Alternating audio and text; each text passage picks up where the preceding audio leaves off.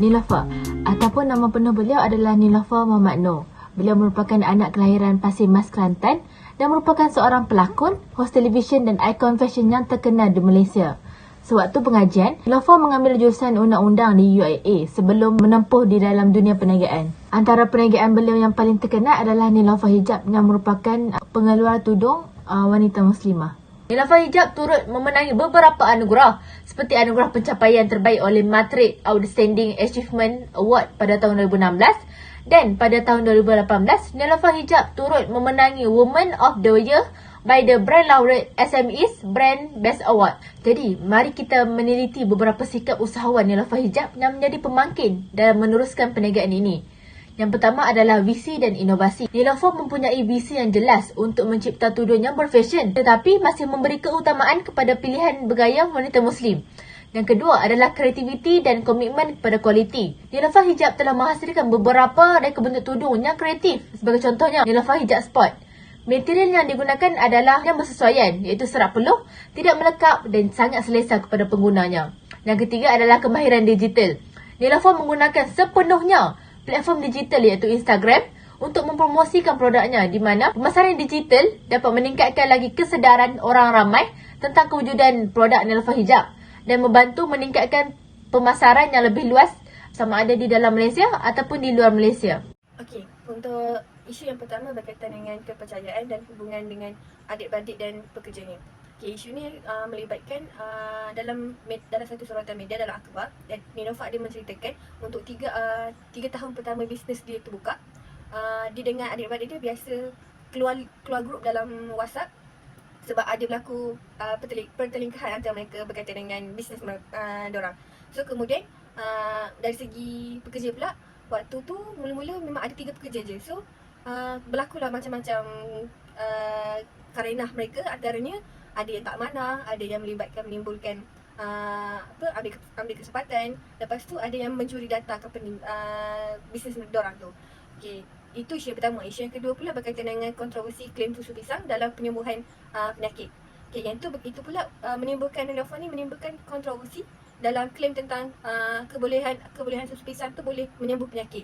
Kat sini kiranya dia punya pekerja dia tu silap tulis iklankan dekat media sosial dengan mengatakan yang susu pisang tu boleh sembuh penyakit. So dekat situ timbullah kontroversi, kritikan daripada ramai kalangan, antaranya ahli sains seperti Dr. Amalina dan masyarakat umum. So kat situ orang timbullah kemuskilan berkaitan dengan statement yang dikeluarkan untuk iklan produk tu. Okay, isu yang ketiga pula berkaitan dengan dakwaan anaknya pekerja di Niloufar Hijab, yang mana diberitahu bahawa Niloufar ni anaknya pekerja dia yang stokis tu di Niloufar Hijab tu. So kat sini menimbulkan kebimbangan tentang etika pengurusan perniagaan tu dan diperlukan siasatan yang lebih teliti untuk mengetahui kebenaran tentang perkara tersebut dan mencari penyelesaian yang sesuai untuk kes dakwaan tersebut.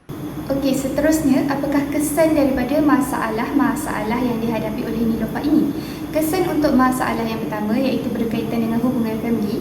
Di situ, kata Niloufar, hubungan mereka agak terganggu apabila mereka ada perselisihan faham di antara mereka. Namun, mereka memilih untuk bersikap profesional yang mana tidak mencampurkan urusan peribadi dan urusan kerja. Walaupun ada masalah family Niloufar jugalah yang banyak membantu beliau dalam jatuh bangunnya dalam dunia perniagaannya. Kesan daripada masalah kedua pula iaitu kontroversi kenyataan susu pisang menyembuhkan penyakit. Kesan dari sini ialah hilang kepercayaan daripada customer. Dari sini saya nampak bahawa marketing yang digunakan agak melampau kerana beliau mengakui bahawa susu pisangnya dapat menyembuhkan penyakit untuk beliau mendapat keuntungan yang lebih tinggi. Memang benar susu pisang ada khasiatnya, namun bukan untuk semua penyakit. Dari sini, mungkin Niloufar boleh menukarkan statement menyembuhkan penyakit kepada statement yang lebih selamat, iaitu menyatakan khasiat-khasiat daripada susu pisang tersebut. Kesan daripada masalah yang terakhir iaitu penganiayaan kepada pekerja sendiri. Okey, kesannya ialah hilang rasa percaya dan respek pekerja kepada Niloufar sendiri. Namun, kebenaran daripada masalah ini tidak dapat diketahui dengan sepenuhnya. Mungkin ia hanyalah satu kontroversi yang sengaja mahu menjatuhkan Niloufar atau benar Niloufar menganiayai pekerjanya sendiri. Jika benar, ia adalah salah di sisi undang-undang dan boleh dikenakan tindakan. Jadi di sini saya akan menerangkan tentang tindakan-tindakan yang telah diambil oleh Niloufar bagi mengatasi cabaran-cabaran yang telah dihadapi oleh beliau ketika melakukan perniagaan. Bagi tindakan yang pertama adalah beliau berjaya mengawal emosi supaya tidak berlaku sebarang pergaduhan.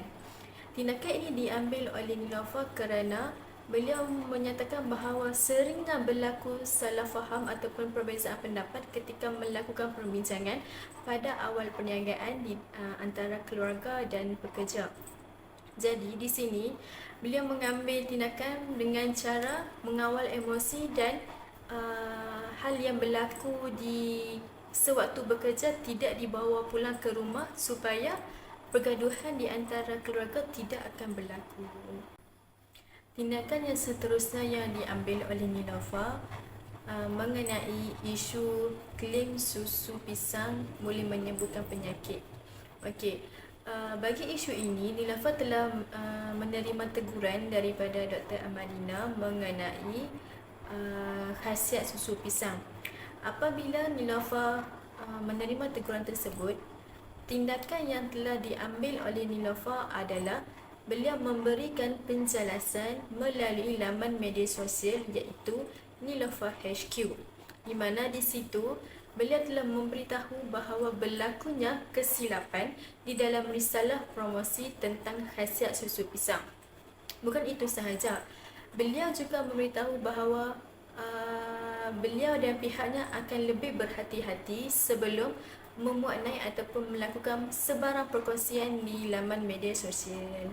Tindakan terakhir yang telah diambil oleh Niloufar adalah mengambil tindakan terhadap salah seorang stokis mereka yang berada di Perak yang telah ditamatkan kontrak beberapa bulan lalu. Tindakan ini diambil oleh kerana Niloufar telah didakwa menganiayai salah seorang pekerja Niloufar Hijab. Jadi di sini beliau mengatakan bahawa perkara tersebut merupakan satu fitnah yang telah disebarkan oleh salah seorang stokis mereka yang berada di Perak yang difahamkan telah ditamatkan kontrak beberapa bulan lalu. Jadi, bagi membersihkan nama pihak pengurusan dan syarikat beliau, Niloufar dan pihak pengurusannya telah mengambil tindakan undang-undang terhadap individu tersebut ataupun terhadap stokis yang berada di Perak yang telah ditamatkan kontrak beberapa bulan lalu.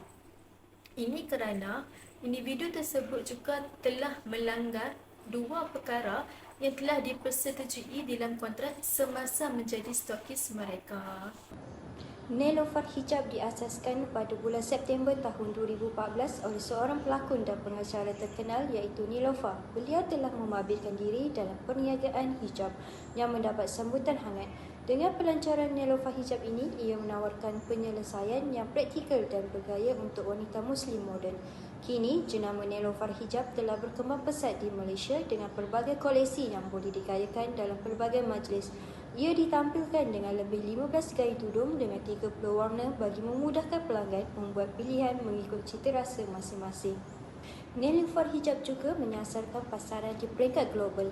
Antara negara yang menjadi pengedar jenama Niloufar Hijab adalah Singapura, Brunei, London, Australia, Belanda dan Amerika Syarikat. Menurut laporan agensi media BBC, sehingga kini hasil jualan rekaan Niloufar iaitu Niloufar Hijab dikatakan mencecah melebihi 500 juta setahun.